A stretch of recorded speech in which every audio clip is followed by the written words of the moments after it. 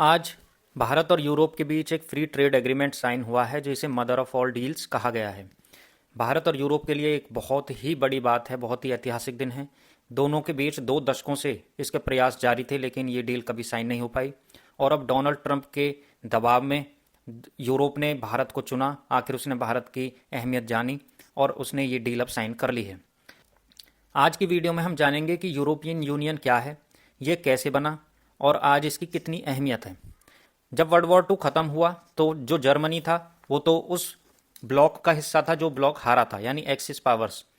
और जो फ्रांस था वो विक्टर ब्लॉक का हिस्सा था, यानी जो विजेता ग्रुप के देश थे उनका हिस्सा था। पूरा यूरोप तबाह हो चुका था और फ्रांस और जर्मनी जैसे देशों के बीच टकराव बहुत ज़्यादा था। दोनों ही देशों ने अपने रिसोर्सेज जैसे कोयला और स्टील लड़ाई के लिए बहुत ज़्यादा यूज किया था। अब जब ये युद्ध खत्म हो गया तो अब इस पर विचार हुआ कि किस प्रकार से सब अपनी आपस की शत्रुता को भुलाकर आपस में एक एग्रीमेंट करें, साथ बैठें और यूरोप को एक नई दिशा दें, और जो ये यूरोप के रिसोर्सेज हैं इनका उपयोग यूरोप की भलाई के लिए हो। इसके लिए पहल जो हुई वो की फ्रांस के फॉरेन मिनिस्टर रॉबर्ट शूमैन के प्रपोजल पर, जिसे शूमैन प्लान भी कहा जाता है।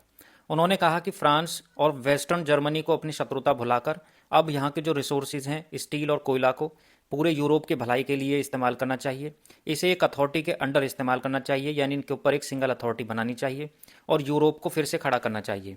इस चीज़ को माना गया और एग्रीमेंट करने के लिए 6 कंट्रीज यूरोप के साथ में आए, जिन्हें द 6 या 6 फाउंडर्स या इनर 6 कह के पुकारा जाता है।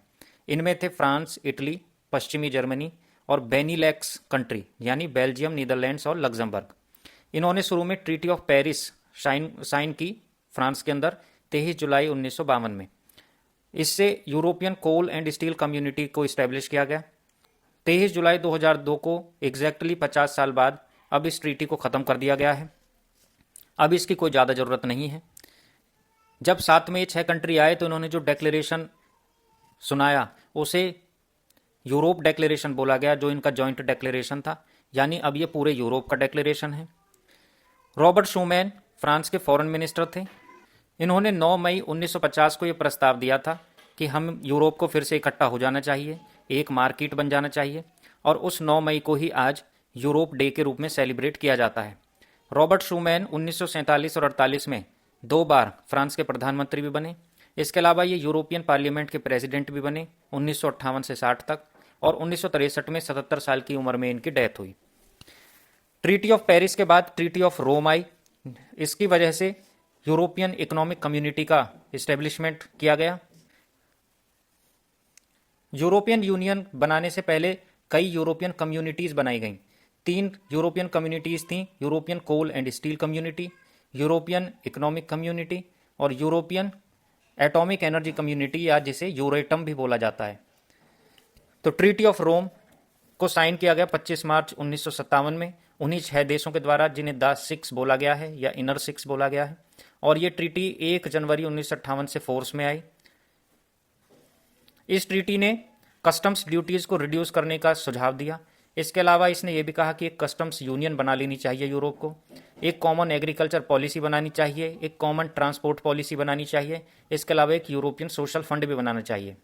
यूरोपियन कमीशन की स्थापना इसी ट्रीटी के तहत हुई, और यूरोपियन कमीशन यूरोपियन यूनियन की प्राइमरी एग्जीक्यूटिव ब्रांच है, यानी ये लॉ बनाती है और उन्हें इम्प्लीमेंट करती है पूरे यूरोप के लिए। और इसी यूरोपियन कमीशन की प्रेसिडेंट हैं उर्सुला वॉन डर लेयन, जो भारत में आई हुई हैं। ट्रीटी ऑफ रोम के बाद एक सिंगल यूरोपियन एक्ट आया, जिसे SEA या सी कह के बुलाया जाता है। ये पहली बार 1957 की जो ट्रीटी ऑफ रोम थी उसका इसमें बहुत बड़े पैमाने पर रिवीजन किया गया। इसने एक ऑब्जेक्टिव सेट किया कि हमें 31 दिसंबर 1992 तक एक सिंगल मार्केट पूरे यूरोप को बना लेनी है। फिर सिंगल मार्केट बनी ट्रीटी ऑफ मास्ट्रिक्ट, जर्मनी में एक शहर है, जिसे ट्रीटी ऑन यूरोपियन यूनियन भी बोला जाता है।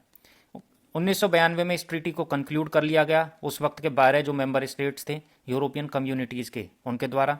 इसने सुझाव दिया कि यूरोप को अपनी एक सिटीजनशिप बनानी चाहिए, कॉमन सिटीजनशिप, और कॉमन फॉरेन और सिक्योरिटी पॉलिसी भी यूरोप को बनानी होगी। तो ट्रीटी ऑफ मास्ट्रिक्ट 1993 से लागू हो जाती है, और इसी से जितनी भी यूरोपियन इकोनॉमिक कम्युनिटी हैं उनका नाम चेंज करके यूरोपियन यूनियन कर दिया गया। यानी आज का यूरोपियन यूनियन ट्रीटी ऑफ मास्ट्रिक्ट से वजूद में आया। यूरोप ने एक संगठित होकर एक कंट्री के तौर पे या एक एंटिटी के तौर पे काम करना शुरू किया ट्रीटी ऑफ लिस्बन से। लिस्बन पुर्तगाल में है और इसी लिस्बन के जो एंटोनियो कोस्टा हैं वो यूरोपियन काउंसिल के प्रेसिडेंट हैं और वो भी भारत में आए हुए हैं। प्रधानमंत्री मोदी ने एंटोनियो कोस्टा को लिस्बन का गांधी कहा है। ट्रीटी ऑफ लिस्बन को साइन किया गया सभी यूरोपियन मेंबर्स के द्वारा 13 दिसंबर 2007 में और ये 2009 में 1 दिसंबर से फोर्स में आई। इस ट्रीटी ने मास्ट्रिक्ट ट्रीटी जो 1992-93 की है उसको और ट्रीटी ऑफ रोम जो 1957 की है उसको अमेंड किया और पूरे यूरोप को संगठित कर दिया एक ग्लोबल फोर्स के रूप में। आज हम यूरोपियन यूनियन को देखें तो इसमें 27 सदस्य हैं। ब्रेक्सिट से पहले इसमें 28 सदस्य थे। जो यूनाइटेड किंगडम है वो ऐसा कंट्री है कि उसने 1973 में यूरोपियन इकोनॉमिक कम्युनिटी को ज्वाइन किया, यानी 1952 में जो ट्रीटी ऑफ पेरिस से European coal and steel community बनी वो उसका हिस्सा तब नहीं बना। फ्रांस के उस वक्त प्रेसिडेंट थे चार्ल्स डी गॉल, वो बहुत ज़्यादा चिढ़ गए थे यूनाइटेड किंगडम से। उस टाइम ब्रिटेन के प्रधानमंत्री ने कहा कि हमारे लिए फ्रांस ज़्यादा दूर है और अमेरिका ज़्यादा पास है, तो हम अमेरिकन ब्लॉक की कंट्री हैं। चार्ल्स डी गॉल ने कहा कि जब तक मैं हूं ब्रिटेन को मैं कभी भी यूरोपियन यूनियन का सदस्य बनने ही नहीं दूंगा। फिर ब्रिटेन के कई प्रधानमंत्रियों ने बहुत जोर लगाया और 1973 में फाइनली यूरोपियन इकोनॉमिक कम्युनिटी का वो हिस्सा बने। और अब ट्रीटी ऑफ लिस्बन के बाद जो 2007 में आई है उसके बाद ब्रिटेन फिर से पहला कंट्री बना जो इस ट्रीटी को छोड़ के यूरोपियन यूनियन से बाहर चला गया। यूरोपियन यूनियन के अंदर अब 27 देश हैं और इन 27 देशों का जो प्रतिनिधित्व करते हैं वो यूरोपियन कमीशन और यूरोपियन काउंसिल के प्रेसिडेंट करते हैं। कमीशन के जो प्रेसिडेंट हैं वो एक lady Ursula von der Leyen हैं और काउंसिल के जो प्रेसिडेंट हैं वो पुर्तगाल के एंटोनियो कोस्टा हैं। एंटोनियो कोस्टा और उर्सुला वॉन डर लेयन प्रधानमंत्री मोदी के भव्य स्वागत से बहुत ही ज़्यादा खुश हुए। उन्होंने भारत की गर्मजोशी देखी और उन्होंने भारत की शक्ति भी रिपब्लिक डे परेड में देखी, यहाँ की डाइवर्सिटी और कल्चर को भी देखा।